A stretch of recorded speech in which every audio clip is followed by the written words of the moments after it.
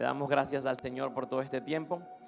Quiero que hace un tiempo hemos venido hablando de todo lo que la Biblia nos ha enseñado desde el tiempo de Pascua. Le dije que hemos venido haciendo una consecución de una serie de todo lo que es el libro de Hechos. Ya vamos por Hechos capítulo 8 más o menos. Y en medio de Hechos 8 y 9 vemos que Pablo se convierte. Cuando leíamos eso, este es el final de la prédica, voy a comenzar de atrás hacia adelante. Cuando veíamos esto decíamos, uy, Pablo se convirtió. Pero hemos venido hablando del tiempo de que él fue a la cruz, hemos venido hablando de la resurrección, hemos venido hablando de el tiempo que estuvo allí en la tumba, el pan sin levadura. Hemos estado conversando acerca del tiempo que estuvo con ellos, 40 días, que era algo que nos parece sumamente importante.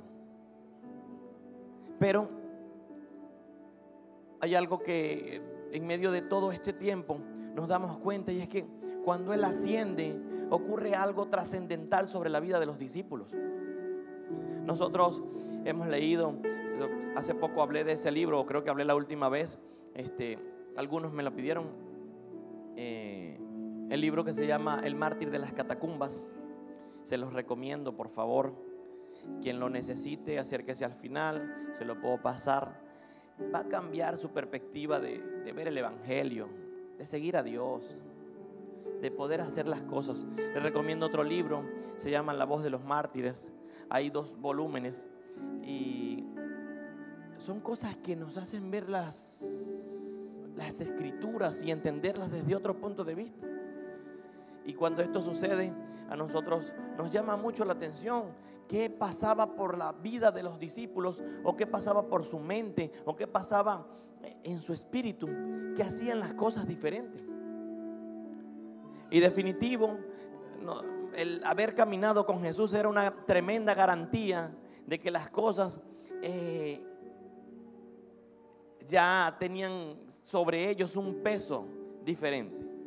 Caminar con Él, andar con Él, hablar con Él, vivir con Él, experimentar sus milagros, era algo que cambió sus vidas. Pero eso no es algo que está ajeno de nuestras vidas hoy en día. La Biblia nos dice en el libro de Juan, capítulo 17, que nosotros vamos a creer por la palabra que los discípulos predicaron, y que esto iba a seguir creciendo. Y hoy nosotros creemos en eso. Pero la Biblia también habla de que bienaventurados los que no han visto, los que no le vieron y creyeron. Y esos somos tú y yo. Amén. Eres un bienaventurado por creer en el Señor. Ya en medio de lo que tú vas avanzando o creciendo en Dios, hay cosas que se van arraigando sobre tu fe, que hacen que tu fe no titubee ni mengüe. Sin embargo, no es en todas las áreas de nuestras vidas que pasamos eso. Hay momentos donde tenemos fe para hacer negocios, pero se enferma un hijo y esa fe no te alcanza. Hay momentos donde tenemos fe para resolver circunstancias, pero viene un problema matrimonial y esa fe no alcanza. Entonces, sobre los discípulos había algo diferente. Y en la primera iglesia había algo diferente que cambió el mundo. Cambió y hizo que el imperio de turno en ese momento se viniera a pique. Ahora imaginen la escena. Roma era una potencia. Construía carreteras, gobernaba sobre diferentes países. Era un imperio total. Y estas personas que se llamaron cristianos decidieron en un punto de su vida entregar todo lo que ellos son por el conocimiento, por la predicación, por la expansión del evangelio en donde ellos estaban. No les importaba nada, solamente les importaba traer el reino de Dios a la tierra. Ellos entendieron y vieron el evangelio de una forma totalmente diferente a la que nosotros hoy podemos verle. Ahora, abro una pregunta. ¿Qué vieron ellos? ¿O en qué creyeron ellos que hoy a nosotros nos puede hacer falta. Sé que algunos dicen, bueno, yo creo en el Señor Jesucristo. Pero si paramos al apóstol Pablo, o mejor dicho, a Pedro que caminó con él, y nos paramos nosotros al lado, Pedro, ¿por qué tú crees en Jesucristo? Y le abrimos la pregunta a él. ¿Qué va a decir Pedro? Bueno, yo caminé con él, estuve con él, cuando caí sobre el agua, yo caminé sobre las aguas por el orden de su voz. Imagínate a un Pedro dándote explicaciones por qué creyó en Jesús. Pude ver la multiplicación, vi personas que sus extremidades crecieron, vi ciegos ver. Y aparte de eso, cuando él ascendió, dejó a su espíritu conmigo. Imagínate un Pedro respondiendo a esa pregunta. Sanó la suegra, que es muy importante, sanar a la suegra, Dios mío. Hacer la esposa feliz es muy importante. Necesitamos a la suegra sana y prósperas y de bendición. Un aplauso a la suegra entonces. Por allá está mi suegra, al fondo. Entonces, en medio de todo esto, Pedro sí tendría unos argumentos un poquito más sólidos que los de nosotros. A mí me preguntan hoy, bueno, Raúl, ¿por qué tú crees en el Señor Jesucristo? Yo, bueno, mira, yo creo que cuando yo estaba en un momento de angustia en mi vida, Él me sanó, cambió mi vida, todos mis problemas se volvieron nada en un fin de semana de encuentro, y mi vida fue otra desde ese punto. También he visto la sanidad de mi hija, también he visto la provisión de Él. Yo cuento de lo que yo he vivido. Pero hay personas que no han tenido argumentos totalmente sólidos para poder decir, yo creo en Yeshua por esto. El título de la prédica, para que lo tomen, se llama Convicción. Diga conmigo, convicción. Convicción, una vez más. Dígalo convencido, convicción. Y cuando decimos esto, ya se nos vienen versículos a la mente. Esto sale por aquí, va a predicar de esto. Hay algo que podemos ver, y es que aparte de que ellos fueron empoderados por el Espíritu Santo y que fueron llenos, nunca más ellos volvieron a ser los mismos. La forma en que vivieron y experimentaron al Señor cambió sus vidas.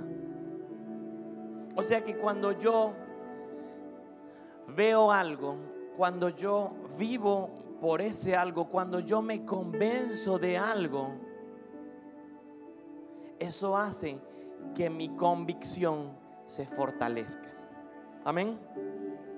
Lo mismo pasa si de repente, recuerdan el ejemplo de la plantita, ¿verdad? Yo olvido ese algo. Lo mismo pasa cuando yo no invierto tiempo en ese algo. Mi convicción se debilita. Los apóstoles era completamente imposible que le arrebataran la verdad de poder haber vivido al Señor Yeshua. Era imposible. Para ellos no había nadie que le quitara eso. Tú le podías quitar la vida. Por eso es que ellos preferían morir. Pero ellos sabían en quién habían creído. Hay algo que me gusta mucho, no lo tengo en mis títulos, en mis versos de la prédica, pero se lo voy a contar porque fue una convicción tremenda la que tuvieron estas personas. ¿Se acuerdan de Daniel y sus amigos, verdad? ¿Todos recuerdan? Amén. La iglesia atrás, la que toma té, ¿recuerda de Daniel y sus amigos? Pero no dicen amén. Amén. Ok. ¿Y qué sucede con ellos? Dice que el rey hace una estatua. Y cuando él hace la estatua, hace un edicto, hace una ley donde él dice que todo el mundo, al sonar de la lira, del salterio, del arpa, tiene que todo el mundo postrarse ante la imagen. Al rey le dicen,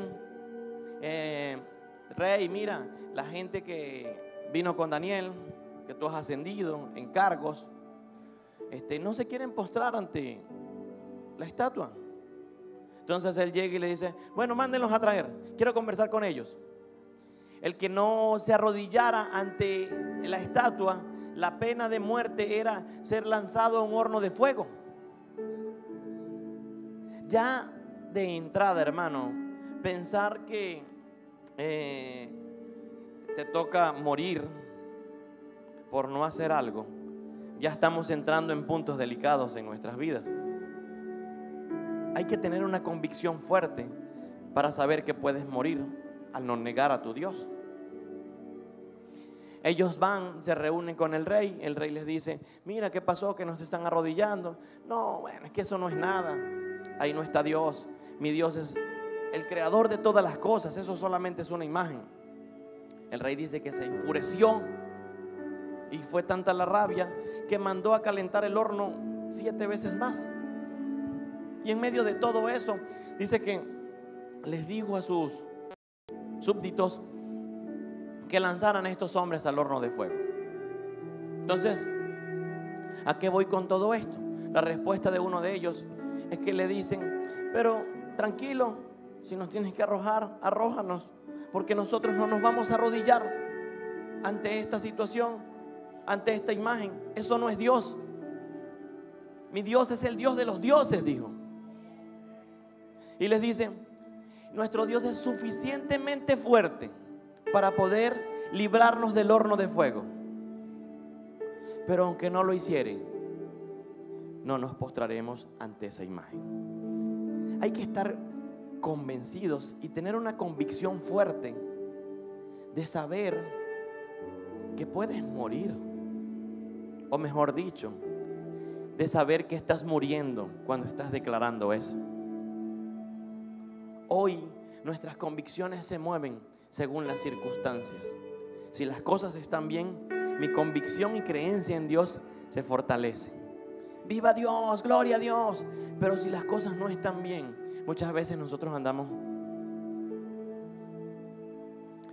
Y como humanos, Dios sabe qué podemos estar pasando. Como humanos, el Señor sabe cuáles pueden ser nuestras luchas. Pero hoy quiero animarte a que sea lo que sea, tú sepas en quién has creído. Dios es suficientemente fuerte para librarte del horno de fuego. Dios es suficientemente fuerte para sanarte del cáncer. Dios es suficientemente fuerte para restaurar la nación en un día. Él lo es. En ese es el Dios que tú y yo hemos creído. Pero nuestra convicción no debe ser movida por las circunstancias. Los apóstoles no les importaba que gobernara Roma. ¿Para qué? Si el gobierno del cielo es mayor que el de la tierra.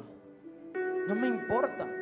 A Roma, es el turno de Roma. Ok, seguimos predicando a Cristo. Y cuando la iglesia sepa que tiene la autoridad, va a acabar con el imperio. Y fue cuestión de tiempo de que ellos pudieran socavar el imperio romano.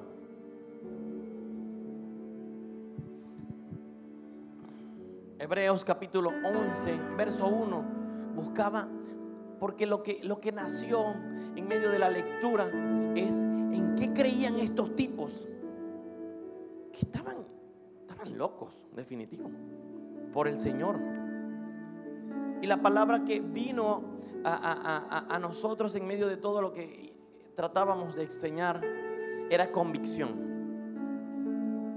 Ellos tenían una convicción firme de que el Señor estaba con ellos y estaba en ellos. Entonces, ¿qué dice Hebreos 11:1? La fe es la certeza de lo que se espera, la convicción de lo que no se ve. Y uno de los pocos versos donde logré conseguir la palabra convicción en la textual en el Nuevo Testamento fue en este. Pero me enseña mucho, porque cuando yo espero algo por parte de Dios, muchas veces yo no lo veo. Pero yo tengo que creerlo antes de verlo. Y en el reino es así. Yo debo creer algo antes de verlo. Por eso mientras que cantábamos Yeshua, ese es el momento para decirle: Señor, cambia mi vida, cambia mi esposo, cambia mi familia, cambia la nación, lo que quieras cambiar, cambia mi ser. Pero nosotros necesitamos entender, sí o sí, que yo debo creer algo y estar convencido, y cuando mi fe acciona en eso, es donde logro verlo. Vuelvo al ejemplo de la planta. Sin tener flor, ¿por qué yo la regaba? Porque sabía que si hacía eso constantemente, más temprano que tarde, ella iba a dar fruto. Entonces nosotros muchas veces estamos en un sentido contrario. Queremos ver primero: muéstrame. Vas a hacer un negocio y lo primero que preguntas es: ¿cuánto me voy a ganar?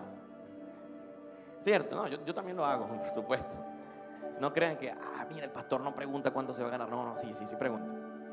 Pero vamos a hacer un negocio y ¿cuál es la ganancia? ¿Sí o no?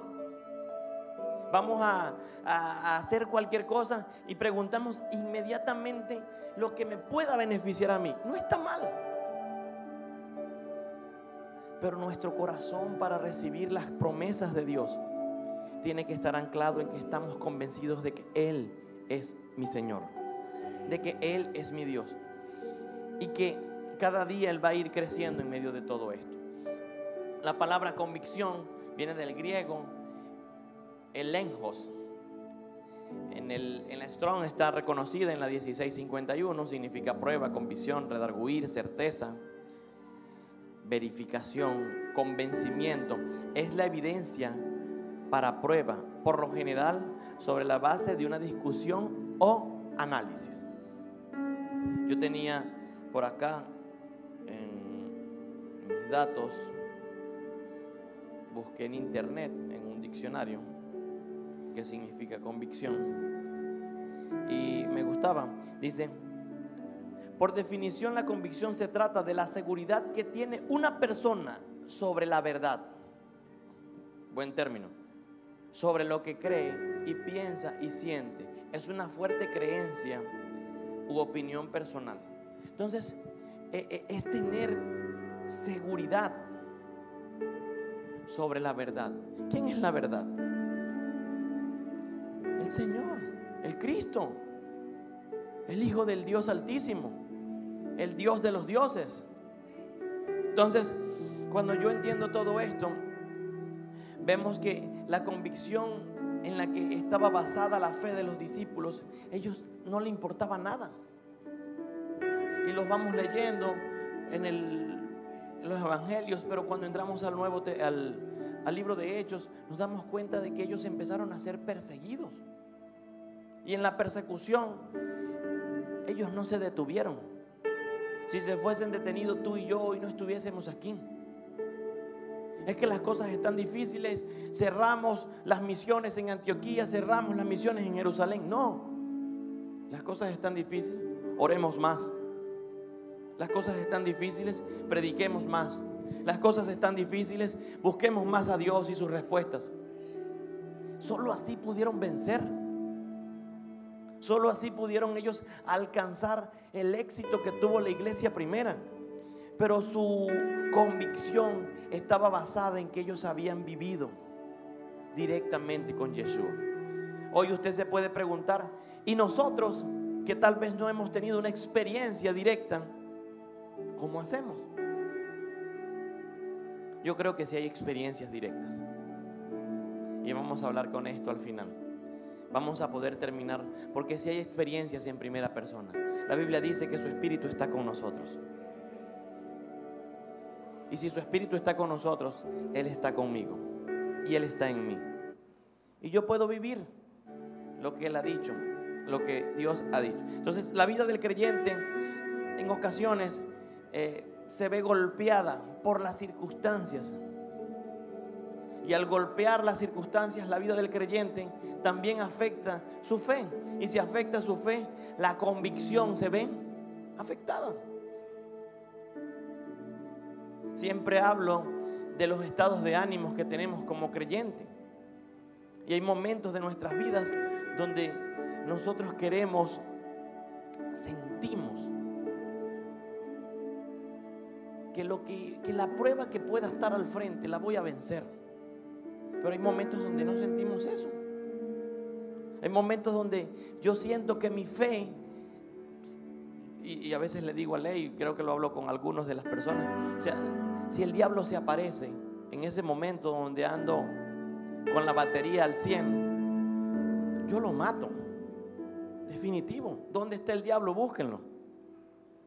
Porque sé que Dios está conmigo. Pero hay momentos donde decimos, uy, no me siento tan bien. Y ahí es donde el creyente dice, he estado pasando pruebas y pruebas y pruebas y pruebas y pruebas.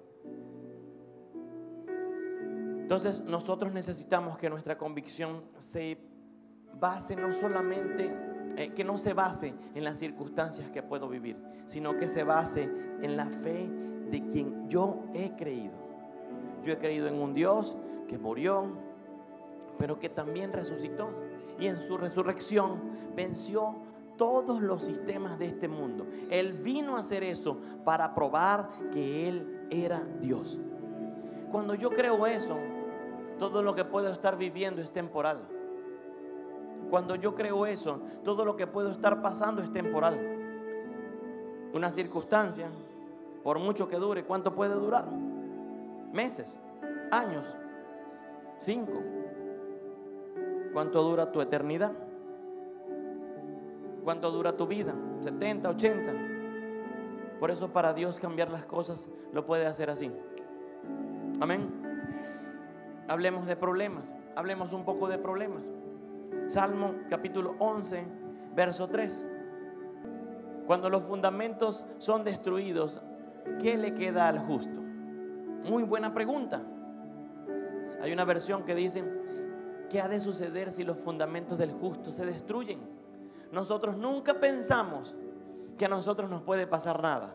Hay momentos de nuestras vidas, como le estoy diciendo, donde creemos que no va a pasar nada. Yo estoy con Dios. Veíamos una serie, vuelvo y se la recomiendo, de Chosen, donde uno de los seguidores del Señor pretendía a una joven que andaba con él. El Señor venía de hacer un tour de milagros. En todas las otras temporadas sanó, pero en el momento que matan a su prometida, la apuñalan en una revuelta que estaban siguiendo al Señor. Es una dramatización, es una escena, no es nada bíblico, pero quieren expresar algo.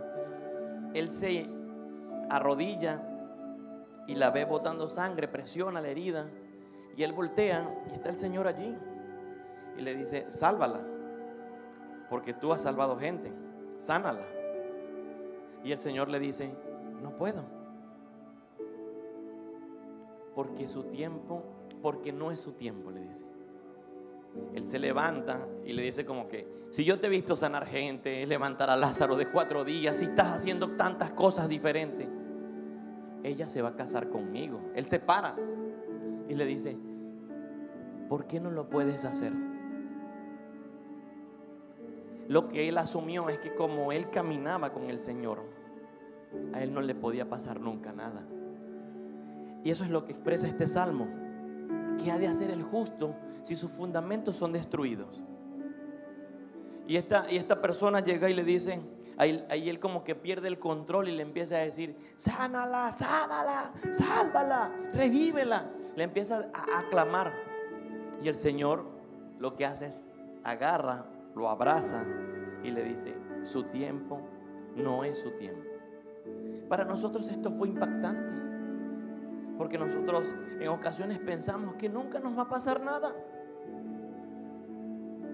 que Dios a nosotros nos va a defender de todo, y eso es cierto.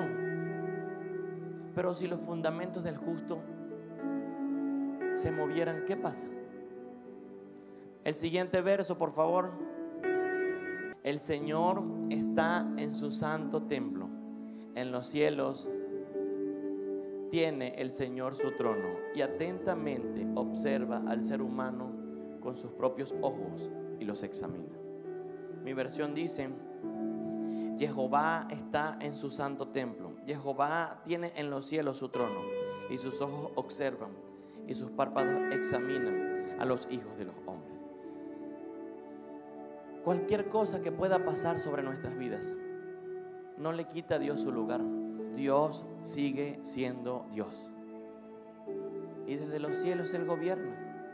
Él no deja de gobernar porque nos pasen circunstancias. Por eso es que nuestra fe no se puede basar en las circunstancias. Ahora sí las cosas van a cambiar.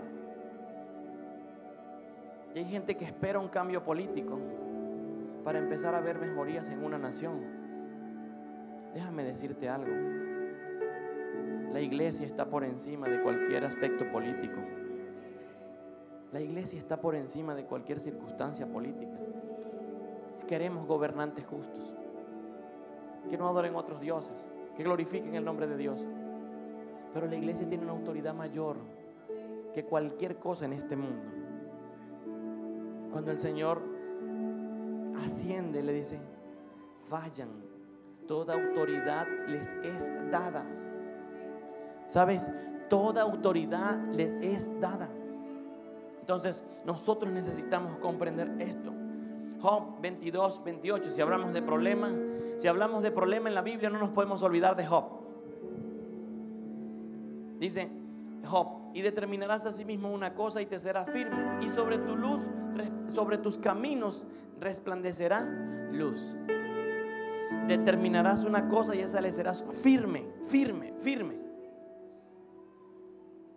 Y nosotros necesitamos ser determinados. Job, su vida pasó por circunstancias sumamente adversas y difíciles. Pasó por circunstancias completamente fuertes. Pero, ¿qué sucede en todo esto? Él nunca renegó de su Dios. Todo lo que pudo haberle afectado, que no fueron cosas fáciles, él nunca permitió que esas circunstancias sacaran su propósito de donde Dios lo tenía. La determinación es una cualidad que al observarla en la palabra nos damos cuenta que hay algo mayor de quién creer y quién confiar en Dios. Aunque hayan cosas, pues por encima de eso, no importa lo que suceda, porque Dios sigue siendo nuestro Señor. Amén. Esto lo escribía por esto, porque Job le pasaron circunstancias, pero él nunca, tal vez, se quejó. Job tuvo un error, sí. Tuvo dificultades, sí. Por algo ofrecía holocaustos. Por algo él hacía sacrificios. Pero después de todo lo que él vive, dice que Dios le multiplicó todo. Y Job fue más próspero.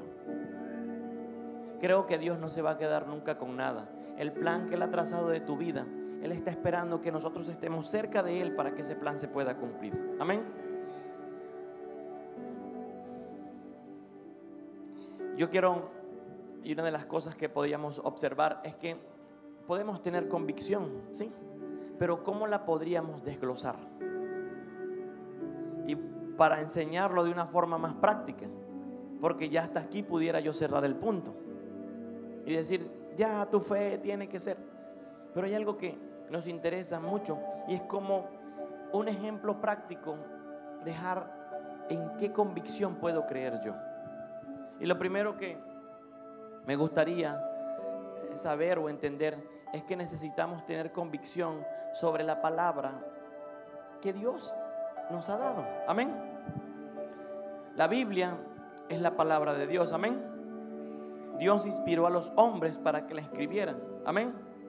Su espíritu se derramó sobre los profetas para que esto pudiera ser escrito y se testificara todo lo que Dios ha hecho desde el principio y lo que va a hacer en el fin. Entonces, yo lo primero que tengo que entender es que debo tener convicción sobre la palabra. Amén. Hay momentos donde yo puedo leer la palabra de Dios. ¿Quién me da una promesa de lo que Dios ha dicho sobre su vida? No todos a la vez.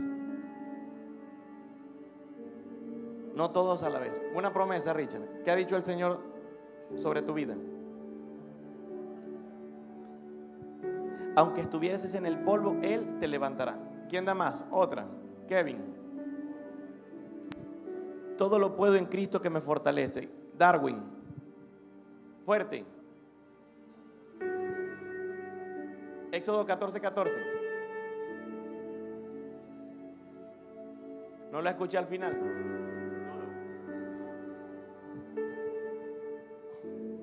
El Señor peleará mis batallas. O sea que si yo tengo convicción en la palabra escrita que Dios me ha dicho, o en lo que el Espíritu Santo ha revelado a mi ser, yo sé que no estoy creyendo sobre nada. Estoy creyendo en lo que Él ha dicho de mi vida. Amén. Otra promesa: yo soy su hijo. No. ¿Cuántos son hijos de Dios aquí en este lugar? Hay como 50 que no son. No levantaron la mano. Somos hijos de Dios y la palabra lo enseña. Amén. Pero hay momentos donde estamos adorando y viene esa dulce voz y te dice: yo estoy contigo. No solamente es la palabra escrita, sino que Dios se revela a nuestras vidas. Y cuando Él se revela a mi vida, Él trae eso. Gilberto, yo te voy a sanar. Eso es una palabra. Y cuando Él viene y trae eso, tú crees firmemente en lo que Dios ha dicho sobre ti. Amén. Yo te voy a prosperar. Yo te voy a ayudar. No temas porque yo estoy contigo. El Señor es mi pastor y nada me falta. Entonces, cuando yo tengo convicción en la palabra, y ahí Richard se empezó a adelantar cuando empezaron a cantar, escrito está. Porque cuando el diablo viene a tentar a Jesús, ¿tú crees que si el diablo vino a tentar a Jesús, no va a venir por ti? Estoy seguro que va a venir por ti. Pero si tú no tienes convicción en lo que has creído, en lo que Él ha dicho de ti, no va a pasar nada. La Biblia dice que en Mateo capítulo 4, el Señor estaba saliendo de un ayuno. Estaba santificado, apartado para algo específico. Y el diablo se presentó. Y lo primero que le empieza a ofrecer, ¿qué es? Comida. Y el Señor le dice: escrito está, no solo de pan vivirá el hombre. Y le viene con el mismo cuento que le vino a Eva. Si eres el Hijo de Dios. ¿Cómo que si soy? Yo soy. Yo soy el Hijo de Dios. Yo soy el Hijo de Dios. Y Él solo le respondió: escrito está. O sea, el mismo verbo, la misma palabra le estaba respondiendo a Satanás. ¿Será que no estaba convencido de quién era? Si Él es la inspiración de la misma palabra. Entonces nosotros necesitamos creer en la palabra. Yo veo que la iglesia crece en muchas cosas, pero a veces no veo que crece en la lectura de la palabra. Nos falta leer la palabra escrita. Desde que llegó el móvil se ha robado ciertas cosas. Hoy yo ando en el carro y hay una Biblia que es la Biblia dramatizada. Se las recomiendo, se llama Lectura Pública. Es muy buena, pero no hay como leer la palabra escrita, la Biblia. Porque tú rayas, subrayas, tú dices: esto me lo dijo Dios a mí en primera persona.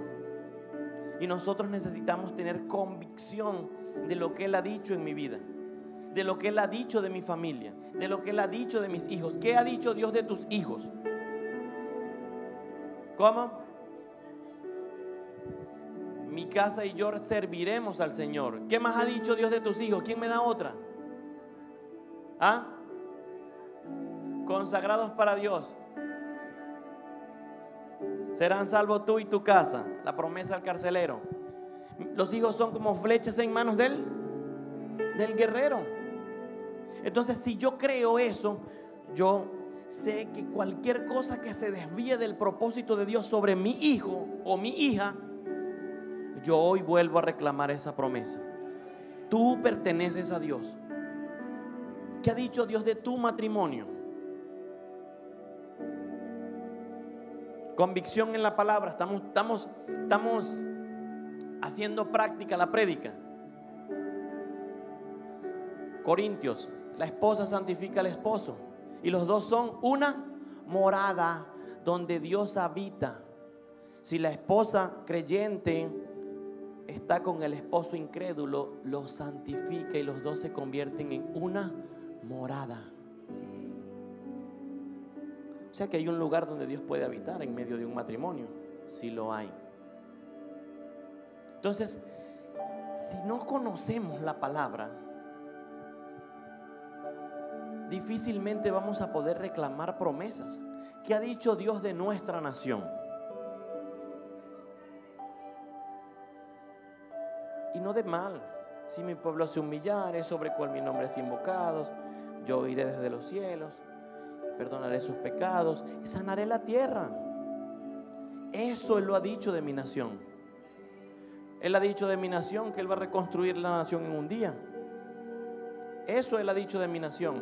Él ha dicho de mi nación que Él hará una obra extraña como lo hizo David en Perizim. Eso Él hará de mi nación. Una obra extraña. Y nosotros confiamos en eso. Por eso es que tu convicción no puede estar en las circunstancias. Las circunstancias hacen esto.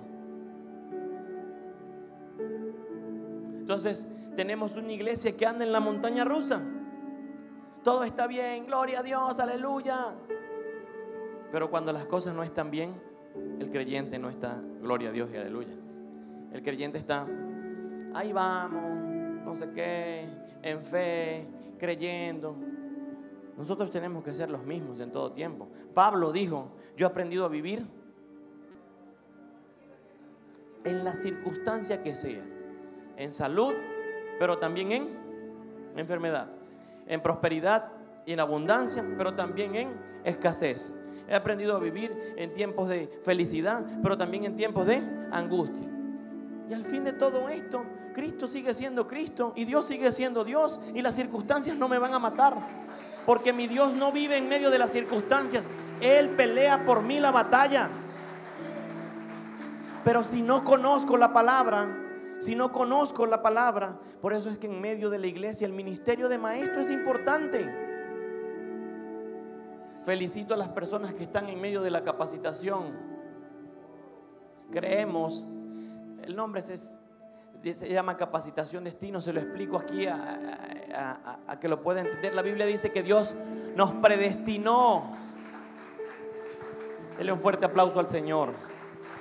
Sé que hay gente en el quinto, primero y segundo nivel. Creo que en la parte formativa y de la visión de la iglesia, lo decía el apóstol, esta es la columna vertebral. Queremos seguir creciendo en estas áreas. Les pedimos que nos ayuden a orar para que mientras más avancemos podamos seguir resolviendo las circunstancias. ¿Qué le digo todo esto? Dice que Él nos predestinó antes de la fundación del mundo. ¿Y cómo se llama? Destino, capacitación, destino. Uy, no están hablando del destino en la iglesia. No, Él tiene un plan para ti. Y nosotros creemos que en medio de esta escuela tu visión se va a afinar para que el plan y el propósito de Dios se pueda cumplir en tu vida. Amén. Es una escuela netamente bíblica. Enseñamos la palabra de Dios e invitamos a los que no han estado que cumplan los requisitos para que nos puedan acompañar, y sé que será de bendición. Amén. Entonces, segundo punto donde el Señor le dice a Satanás, el escrito está, es que Él le empieza a decir ciertos puntos, a tentarlo, y Él dice, también está escrito, no tentarás al Señor tu Dios. No tentarás al Señor tu Dios. Y en un tercer punto, Satanás le empieza a ofrecer cosas ya mayores, y le empieza a ofrecer reinos, y les dice, si te postras ante mí, todos estos reinos te daré. Estaba hablando con el rey del universo, con el rey de la creación entera, y le está ofreciendo reinos. Para mí esta pregunta es bien reveladora. Le cuento algo que pienso de esta pregunta, porque en ese tiempo no había muchos reinos. ¿Cuántos reinos habían en ese tiempo? Los que habían pasado, asirios, caldeos, babilónicos. ¿Cuántos reinos? Ponte tú que habían 20 reinos. pero también estaba el reino de los cielos, pero también estaba el reino de las tinieblas, pero también habían otros reinos que eran completamente espirituales. Y en ese momento había un reinado de turno. Con todo eso, Satanás tiene la osadía de venir a engañarlo, como la serpiente engañó a la mujer y le dice: todos estos reinos te daré si te postras ante mí. El postrarse significa inclinarse ante alguien superior. Jesús es el rey de todos los reyes, pero al inclinarse en la posición, alguien iba a ser superior a él. Por eso es que es muy delicado los juegos de palabra. El Señor le dice: porque escrito está, al Señor tu Dios adorarás y solo a Él servirás. Satanás, ubícate, hermano. Todos los reinos, tanto físicos como espirituales, se tienen que rendir a mí, le dijo. Yo no me postro ante nadie, la gente se postra ante mí. Él estaba ofreciendo reinos espirituales, pero por supuesto iba a poner todo debajo de sus pies. Pero Satanás quería quedar arriba de él. El Señor le dice: no, solo a tu Dios te postrarás. Y estaba el Dios al frente de él, y solo a Él servirás. Entonces nosotros necesitamos comprender eso. Dios también da promesas sobre nuestra economía. ¿Qué ha dicho Dios de tu economía? El Señor es mi proveedor y nada me falta. ¿Qué más? ¿Quién da otra? No escucho aquí. Suplirá conforme a sus promesas. 7 veces caigo, 7 veces me levanto. O sea, bástate en mi gracia, porque tu poder se perfecciona en mi debilidad. Entonces, si esto lo aplicamos a nuestras vidas, imagínate el que dijo mi hermana Luz Marina: a veces hemos fracasado en un negocio y decimos: es que aquí en Venezuela ya no se puede invertir, y comenzamos bla, bla, bla, bla. Y el Señor te está diciendo: aunque caiga 7 veces, en la 8ª yo te voy a levantar otra vez. Y si caes 7 más, te vuelvo a levantar. Pero nosotros decimos: es que aquí no se puede, es que aquí ya no hay, es que las cosas no sirven, es que no hay. Y nuestra vida y fe se basa en circunstancias. Luchemos como si fuera el último día. Peleemos como si fuera la última batalla. Busquemos que nuestra convicción crezca. Amén. Entonces, creo que es muy importante que podamos tener convicción en la palabra. Primer punto: convicción en la palabra. ¿Qué ha dicho Dios de ti, de tu vida, de tu familia, de tu nación, de tu economía? Y quiero que tengas una tarea para tu casa. Busca 5 promesas. 5 promesas que Dios haya dicho para ti. Y cópialas a mano y las vas a pegar en la puerta de tu refrigerador. En la nevera siempre vamos. O sea, el lugar que más vamos, aparte del Netflix, es la nevera. Vamos a estar en el baño. Bueno, sí, pero en la nevera siempre: el Señor es mi pastor y nada me falta. Y está la nevera vacía. El Señor es tu pastor y nada te falta. Le declaras eso. El Señor es mi proveedor. Él es mi luz. Aunque densas tinieblas cubran la tierra, sobre mí resplandecerá la luz, y sobre ti resplandecerá la luz. Eso no nos ha dicho el Señor a nosotros para la nación. Dios está siendo guardada para un tiempo trascendental en medio de las naciones, en el tiempo final. La reserva más grande de agua en todo el mundo está en Venezuela. La reserva de petróleo más grande de todo el mundo está en Venezuela. Los minerales más potentes, como el coltán, el oro, el hierro, están en medio de tu nación y la mía. Hay cosas que ni siquiera se han explorado, que están en medio de tu nación. Dios nos ha visto con ojos de misericordia. Él no se ha olvidado de la nación. Amén. Convicción por terceras personas. Ya si digo terceras personas, saben que hay una primera persona. La convicción por terceras personas era algo que me llamó mucho la atención y de aquí es donde nació la prédica. Voy a contar una anécdota bíblica antes, que está en el capítulo de Mateo, capítulo 3. El libro de Mateo, capítulo 3, verso 2 dice: y diciendo, arrepentidos y convertidos, porque el reino de los cielos se ha acercado. Pues este es el anuncio por el profeta Isaías, cuando dice: voz de uno que clama en el desierto, preparen el camino del Señor y allana la senda. Juan el Bautista fue una persona que por medio de lo que él representaba, él se convirtió en la salvación para muchos. Amén. La gente creía por el testimonio de Juan.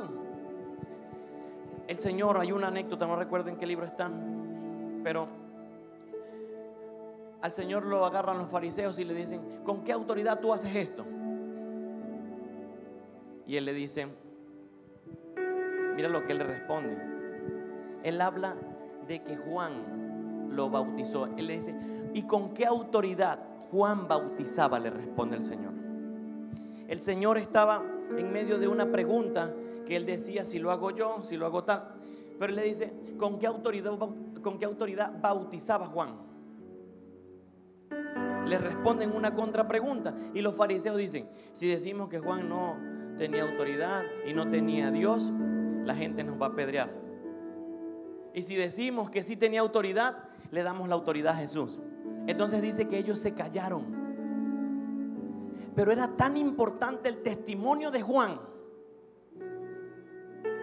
y la función ministerial para preparar el camino de Yeshua, que su vida cambió y abrió el camino, valga la redundancia, para que se cumpliera el propósito del Señor. Amén. Entonces la gente, muchos de los discípulos que estaban con el Señor, o algunos de los discípulos que estaban con el Señor, dice que caminaron con Juan antes de todo esto. Andrés, Juan, ellos caminaron con él y creían en Juan. Hay momentos de nuestras vidas donde nosotros vemos la convicción de una persona y eso como que nos llena de fe. Hay gente que es determinada o aguerrida para hacer cosas y tú dices: qué fino como fulano hace tal cosa, qué bien como mengano hace tal cosa, qué bien como actúa tal, qué fino como... Entonces para nosotros eso viene a ser de inspiración. Entonces cuando hay alguien, hay gente que toma videos de YouTube, de Instagram, se inspiran. Hay algunos que escuchan a pastores, pero eso sirve de inspiración. Entonces tenemos convicción por la experiencia de terceras personas. O alguien vivió un milagro. Siempre hablo de los milagros. Aquí está uno hecho carne. Entonces el cáncer no tiene poder porque aquí está un milagro que venció el cáncer. Entonces vivimos de eso. Yo igual vi a la mamá de Arturo, la señora Petra, sanarse también de un cáncer, 2 o 3B, no sé cuánto, no sé cómo se mide. ¿Y cómo hacemos? Entonces a mí eso me llena de fe. Hay unos discípulos de los pastores Robinson y Gina, que un bebé nace y duró 5 minutos o 15 minutos. 15 minutos naciendo sin respirar. Sin respirar. Si la hipoxia es difícil en segundos, imagínate 15 minutos. El niño, ellos vinieron a la iglesia, los pastores los discipulan y el niño pasa esa circunstancia. Ellos nos llaman, vamos a unirnos, oramos, hicimos cadena de oración, empezamos a pedirle al Señor. Lo cierto es que los médicos dijeron: aunque el niño se salve, hay una muerte neuronal completa sobre él. O sea, no hay esperanza, dijeron ellos. Le estoy hablando de la convicción por experiencia de terceros. Fuimos, los pastores oraron, se unieron las redes, se unió la iglesia, se mandó un mensaje. Esto lo hizo la iglesia. Un día vamos nosotros, ellos estaban derrumbados. ¿Qué hace el justo si sus fundamentos se derrumban? nosotros íbamos, yo le decía a los pastores, nosotros lo que necesitamos es poner su fe en el lugar correcto. Y ellos iban y ponían su fe en el lugar correcto. Y nosotros íbamos y poníamos su fe en el lugar correcto. El Señor es nuestro sanador. El Señor es quien va a restaurar a tu hijo. Lo cierto es que el niño, después de cuánto, pastores, como 5 o 7 días, ¿verdad? Lo sacan del oxígeno, de la UCI, de donde lo tenían. Y para la gloria de Dios, puedo decirle que el niño le han hecho exámenes y está completamente sano. Dime, pastora. El 26 de octubre cumple 1 año. Pero tú ves al niño y está completamente sano. Sano. O sea que tú dices, hay facciones de la cara que cambian, hay cosas. Su aprendizaje no se afectó, su parte motora no se afectó, todo lo que ha ido creciendo lo ha hecho de forma. Entonces, cuando yo veo eso en la vida de una persona, yo aprendo y mi convicción se fortalece por lo que Dios ha hecho en ellos. Amén. Entonces, Juan, dele un fuerte aplauso al Señor.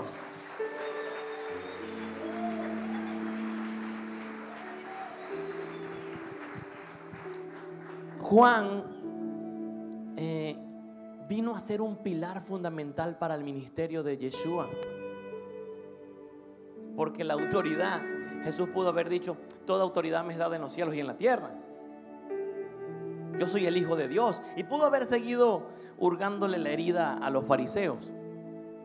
Pero él le dice, ¿con qué autoridad bautizaba Juan? Y ellos se quedaron.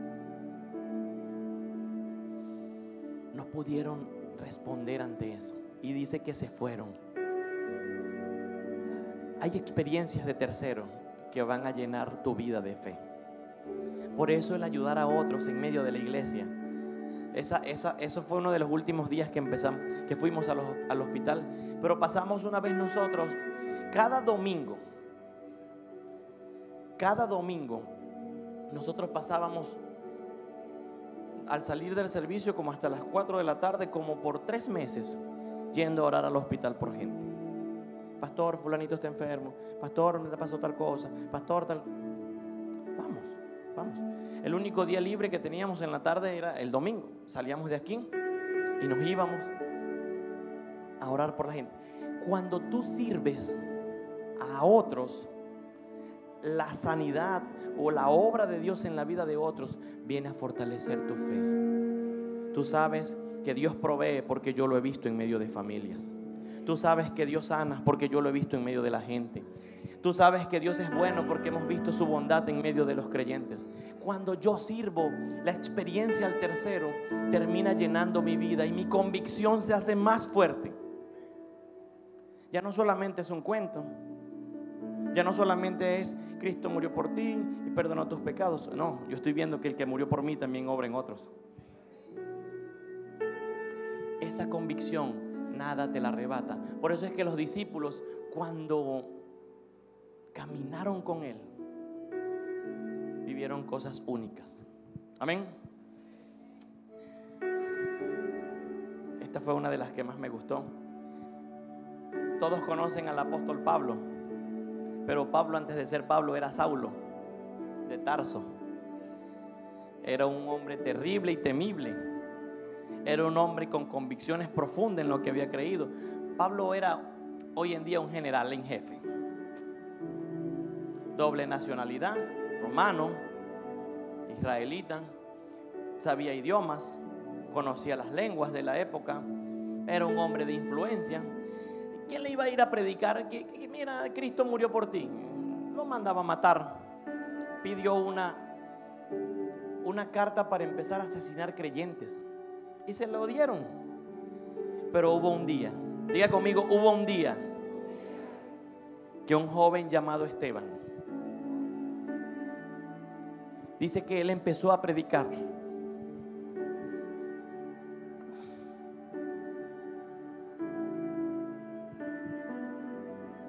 De lo que Jesús había hecho en toda su vida y de las promesas del Mesías dice que él empezó a hablar desde el recuento, desde sus antepasados, para explicarle al concilio que él era el Mesías prometido a Dios. Y cuando él está hablando, dice que los fariseos lo decidieron apedrear. Pero hubo algo que marcó la vida de Pablo. Y quiero que vayas conmigo al libro de Hechos, capítulo 7, verso 55. Dice: pero Esteban, lleno del Espíritu Santo, fijó sus ojos en los cielos y vio la gloria de Dios. Ya lo estaban apedreando, lo estaban martirizando, y a Yeshua de pie a la diestra de Dios, y dijo: he aquí veo los cielos abiertos y al Hijo del Hombre de pie a la diestra de Dios. Pero ellos, gritando a gran voz, se taparon los oídos y arremetieron contra él, y sacándolo fuera de la ciudad lo apedrearon. Y los testigos pusieron sus ropas en los pies de un joven llamado Saulo.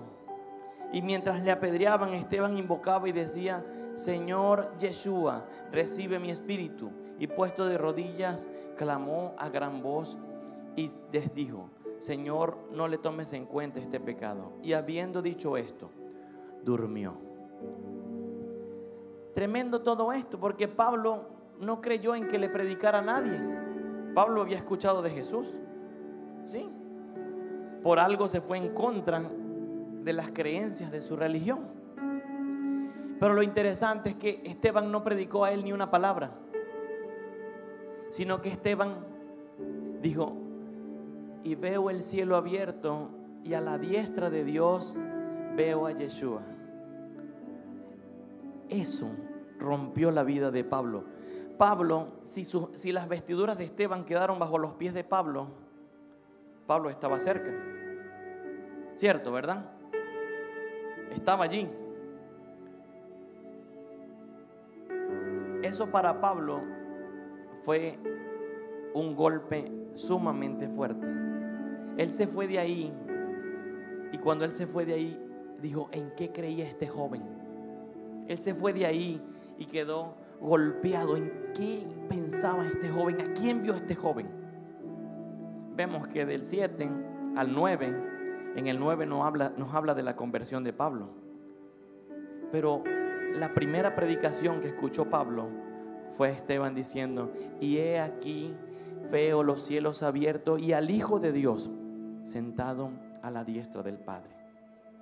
Entonces, nosotros necesitamos entender que la convicción de un tercero también va a fortalecer mi convicción, va a fortalecer mi fe. Amén. Pablo termina siendo una persona que cambia con su determinación y con todos los recursos que él tenía la forma en que se predicaba el evangelio. Los apóstoles eran gente profesionales, pero no al nivel que era Pablo. Y terminó de Pablo expandir el reino de una forma completamente diferente. El Nuevo Testamento en un 75 o 80% lo escribió el apóstol Pablo.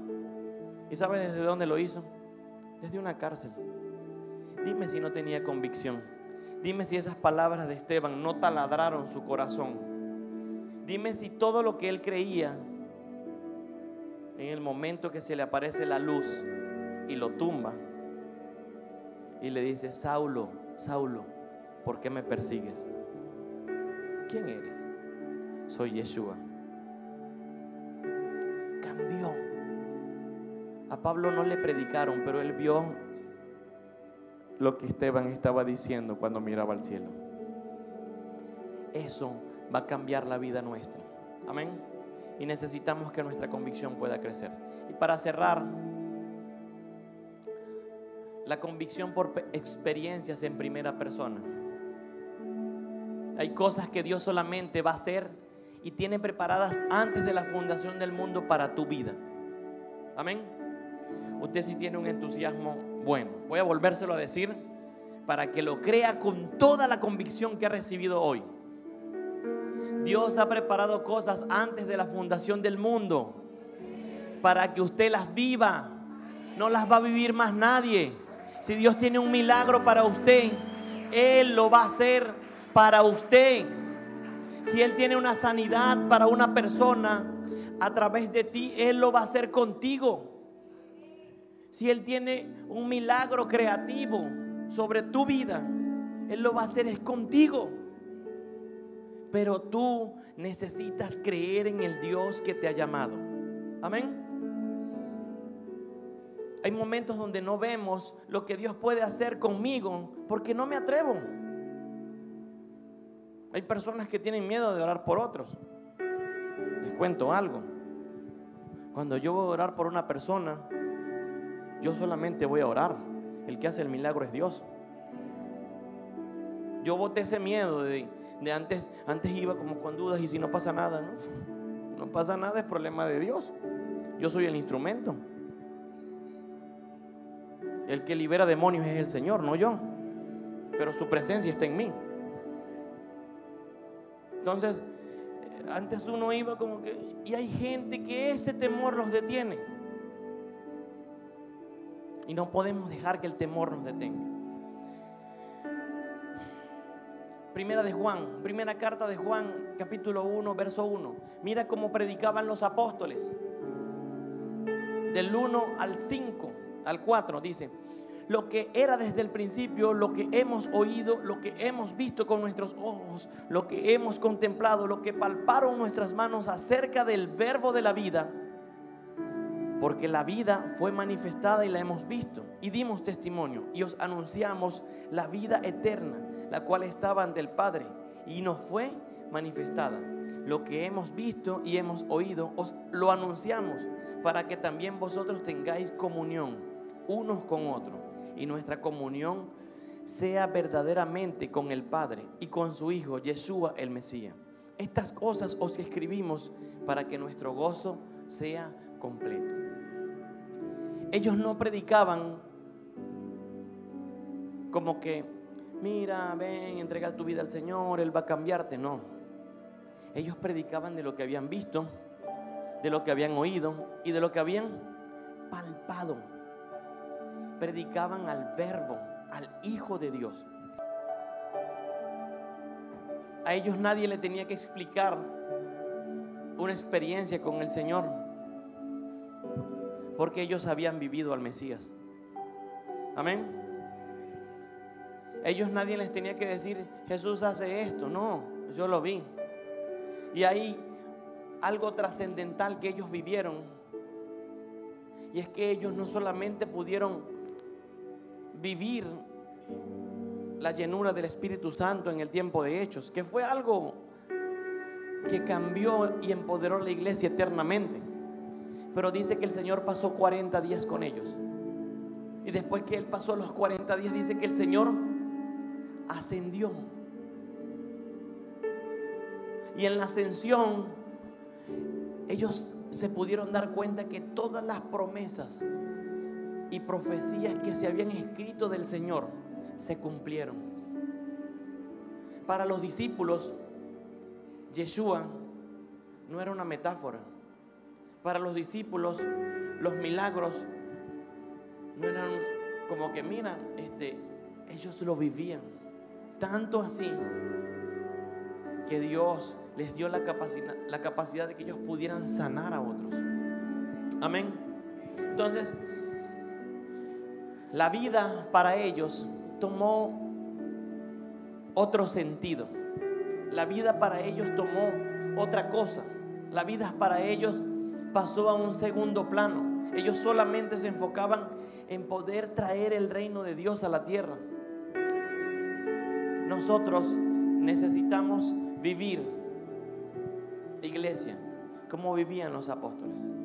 Que nuestra convicción se afiance, que nuestra convicción se afirme, que nuestra convicción se fortalezca. Pastores, que estoy pasando dificultad, pero el Dios que vence todas las dificultades está en este lugar con nosotros. Hay algo que me impacta mucho, y es que para ellos la muerte no era un problema. Y si la muerte, que es lo más difícil, o lo que le podemos tener un mayor temor, no era un problema, ¿qué los podía afectar? Préstame atención un momento mientras que te pones de pie y te estiras. Para ellos la muerte la comprendieron como parte de su vida. Y hay algo interesante en esto. ¿Por qué? Porque ellos no tenían temor a morir. Pablo dijo: para mí el vivir es Cristo y el morir es ganancia. Ellos no tenían ningún problema en poder vivir cualquier dificultad. Yo quiero que hoy podamos orar. Quiero pedirle al grupo pastoral, al equipo pastoral, que puedan pasar aquí adelante, mirando hacia el pueblo. Vamos todos a orar por aquellos que necesiten que su fe sea fortalecida.